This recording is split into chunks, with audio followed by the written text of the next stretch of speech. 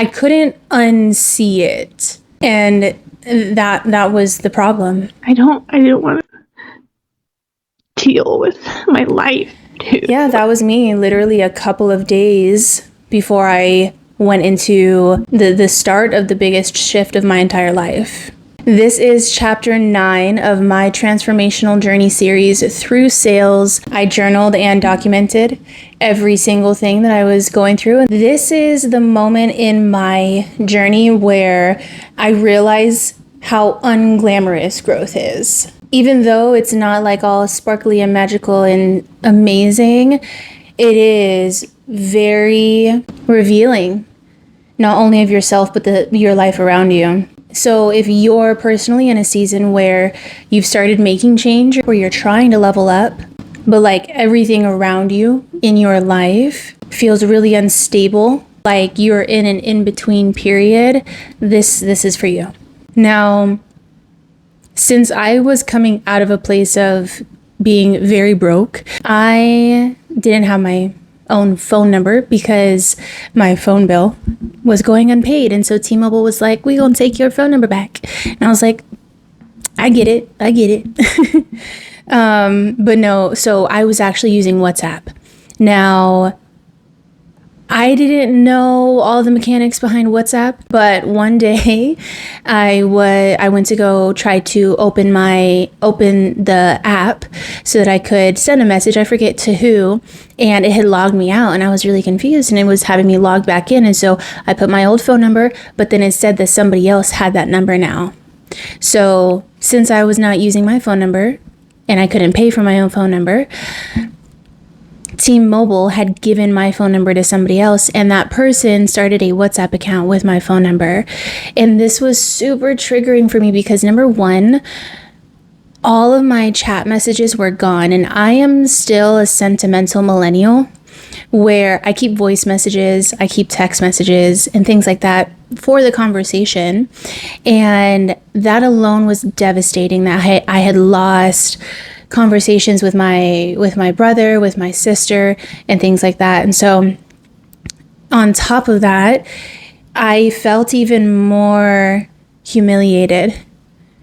I was like, can this other person who now has my phone number, are they going to have access to my chats?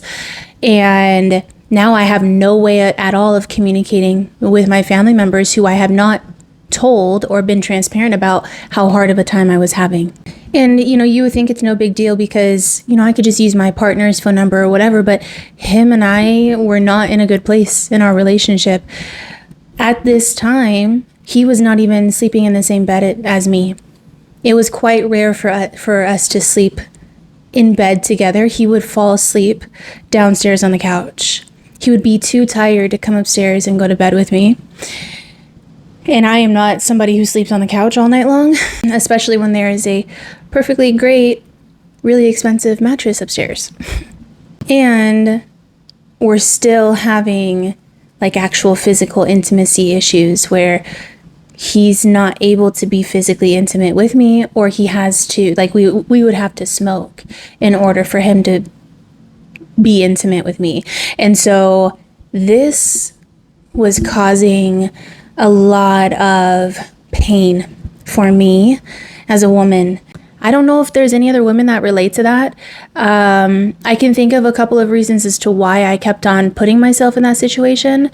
But I'll peel away at that more slowly for us. But to me, I felt like I was dealing with all of this rejection in my personal life. Like every single day, if I tried to make an advance on my man, he would reject me. I literally felt like I was not good enough. And meanwhile, on this offer that I'm on, I am getting rejected and rejected and rejected. Here's actually what I said at the time. On top of that, I've taken like 33 calls this week, and I haven't closed any.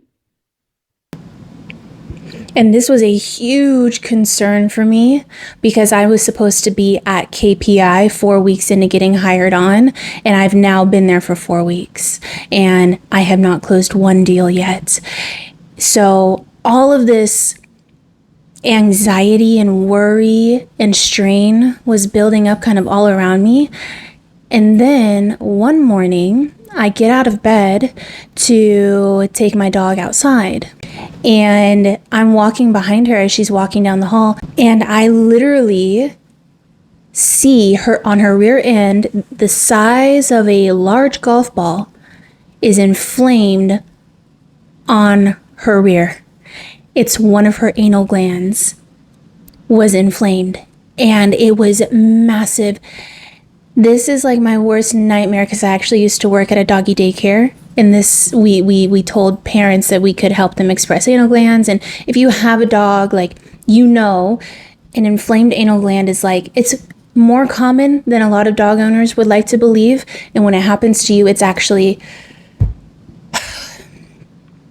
traumatizing. Now, I've had my dog all of her life. At this time, I believe she was 7 or 8, and nothing wrong had ever happened to her before. Like, she's been healthy. I'd taken really good care of her, and all of a sudden, boom, her anal gland is inflamed, and my whole day just went out the window. I put her in the car, drove her to the urgent care, and she's in a lot of pain. Like, she keeps on like salivating and she's licking just a lot. And her ears are like pulled all the way back. And I'm like, I just want to get her some pain meds and I want to like get her feeling good again. But I literally had $7 to my name. I had $7 in my bank account at the time. And since my partner at the time was not being fully transparent about his finances, I didn't know how much money he had in his bank account. But we didn't have enough money just for our bills for that month. And now we're at the urgent care, and the doctor comes up and they're like, yeah, we can flush it out. We'll take care of it. Give her pain meds, give her antibiotics. Everything's going to be good. And we're like, okay, how much is this going to be? And they're like, okay, it's about $2,000 for everything. And so I can't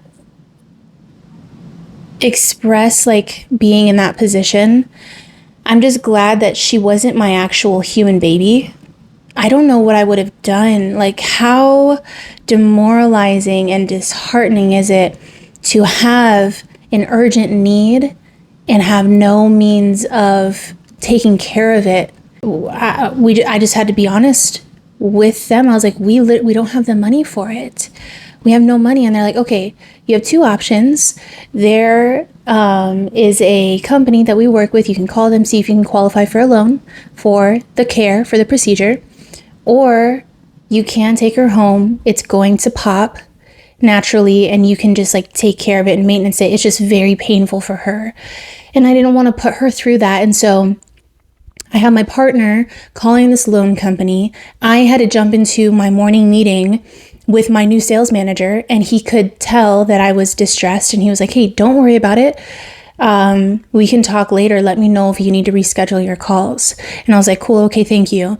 So he was super dope about it. I called this loan company as well to see if I can qualify for a loan, which I knew I was most likely not going to be able to, because I didn't even want to look at my credit. I knew my credit was bad because I wasn't paying my credit cards or my student loans. And so I did not qualify. My partner qualified for a loan. Now, while we were having this conversation, my dog was laying on this like little cushion. I had put a cushion on the ground for her and covered her with blankets, trying to make her as comfortable as I could. And her anal gland actually popped while we were there. And so now the procedure is out of the window, but they still said that they could flush it and give her pain meds. So I'm taking care of her. Like, I'm distressed. There's all this stuff coming out of my poor dog, and she's in pain. I can tell that she's in pain. I can't do anything about it. And my partner, luckily, he got approved for a loan, but they weren't going to be able to give us the funds in our bank account for another 2 days. And so the doctor couldn't even do the procedure. They were like, okay, you can come back in 2 days and we can still flush it out and take care of her. In the meantime, do X, Y, and Z. So I get her back to the house, and my dog is such a trooper.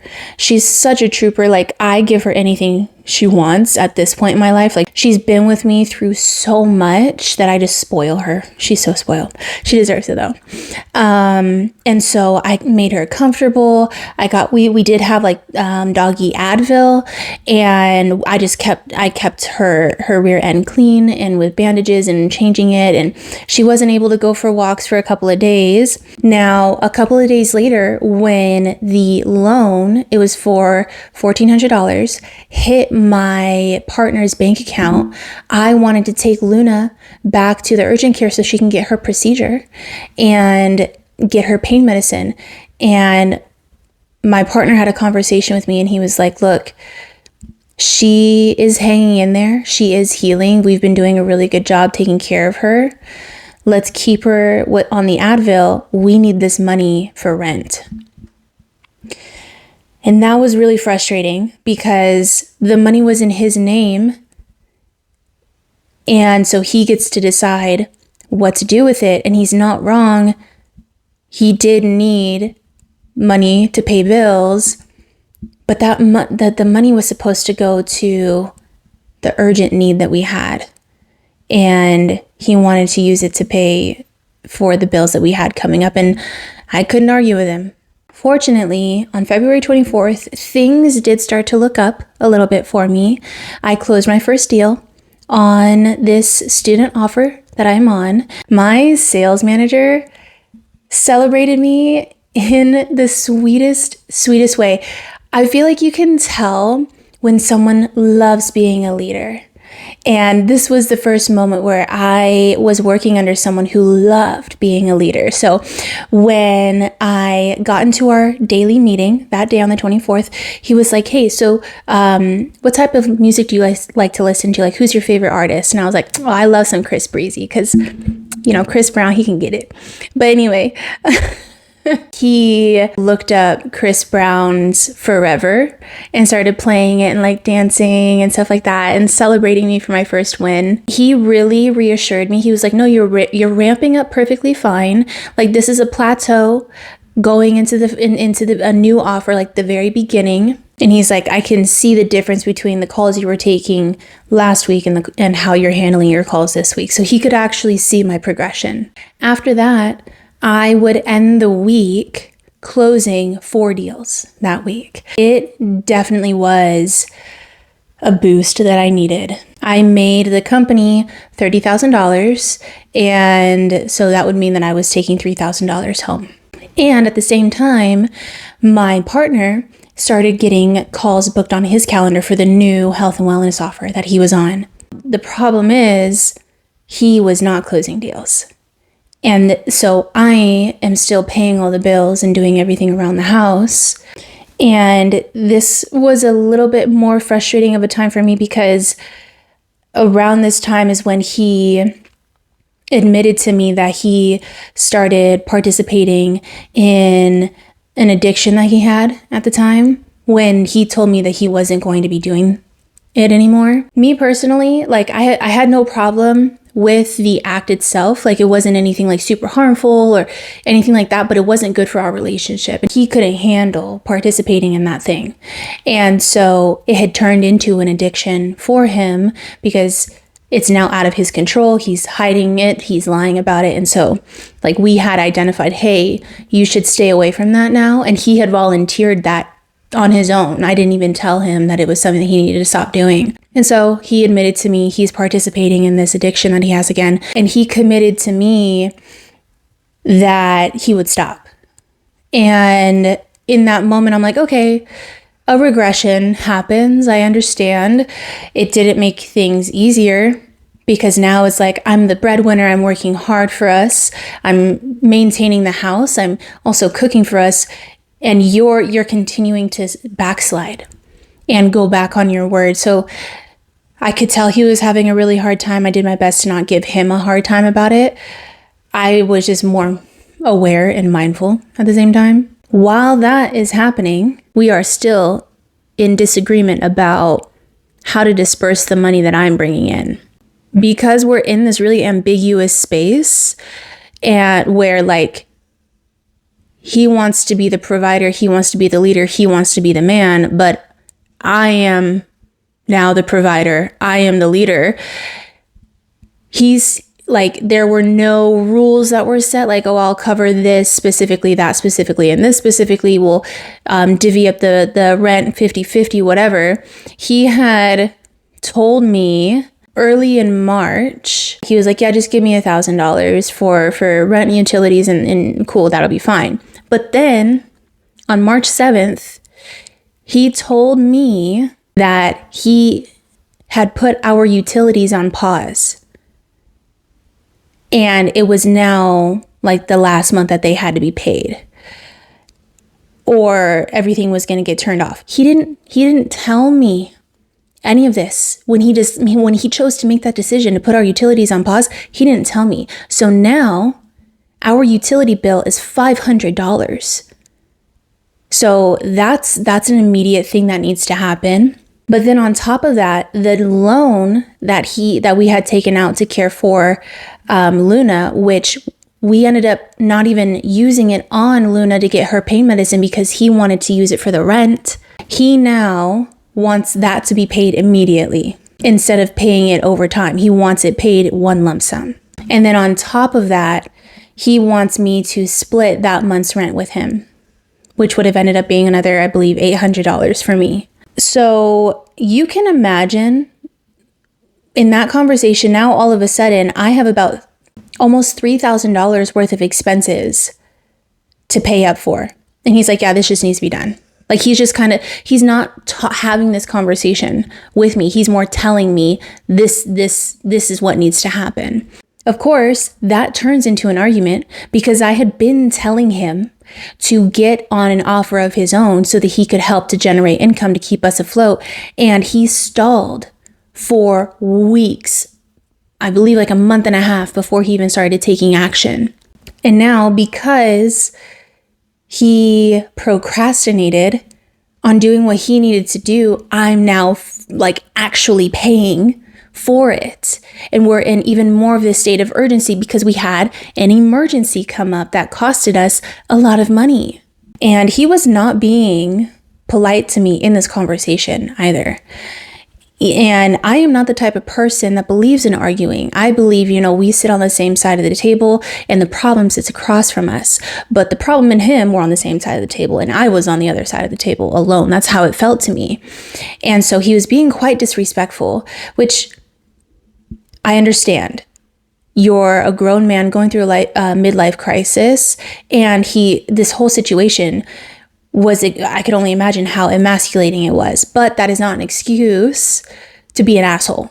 At the very end of this discussion that we're having about now what needs to be paid in all these finances, he then asks me to give him my debit card so he can withdraw $200 cash from my account to put into his account. Otherwise, he was going to start accruing overdraft fees.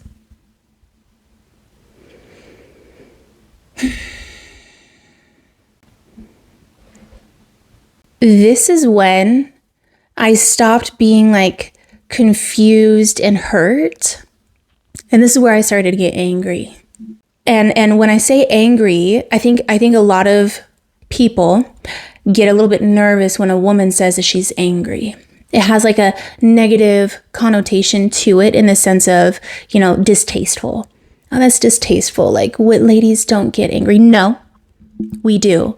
I love female rage. I love female anger because when it is properly used, it is simply authority and frame and boundaries. That's all that it is. It is it is strength that allows you to put your foot down. And that's where I was. This is literally when I realized I'm getting closer to having to make a choice. My heart is attached to all the optimism and afraid of all the unknown that comes with leaving. And by leaving, I meant leaving my partner. Because him and I had recently had a conversation where he told me that he didn't even know what he wants, as in whether he wants to be with me or not. He was battling between two identities. One was this uber rich millionaire on a yacht, has a whole bunch of women who all want him, walking around in thong bikinis, champagne everywhere. He's a bro's bro with a cigar in his mouth. Or that grounded, saged, masculine leader who has a pack and protects and defends his pack and has loyalty.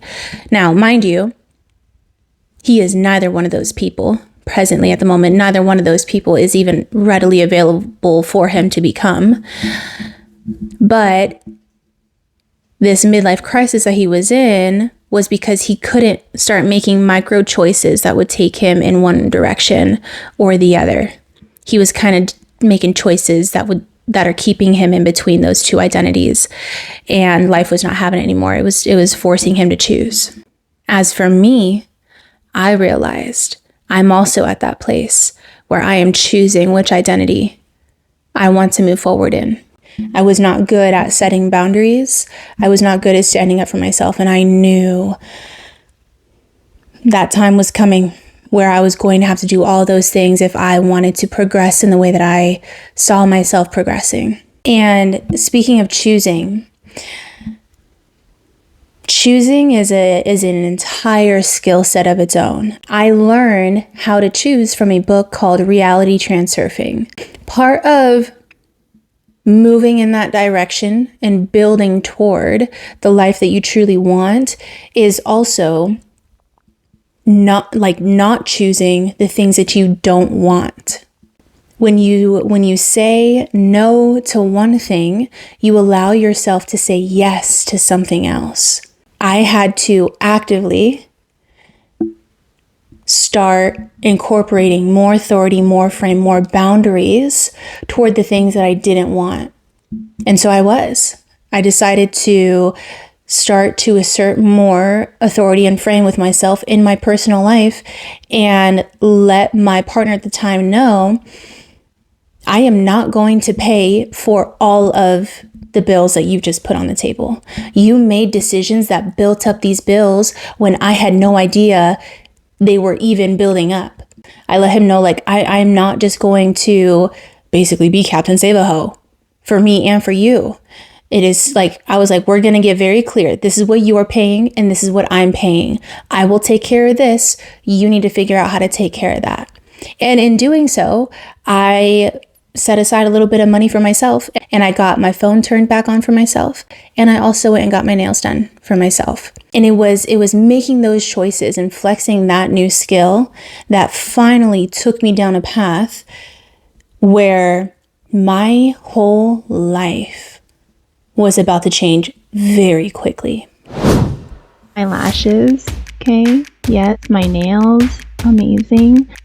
Yesterday, let me know that the offer let him go. Embodying the person that sells my offer is allowing me to embody myself.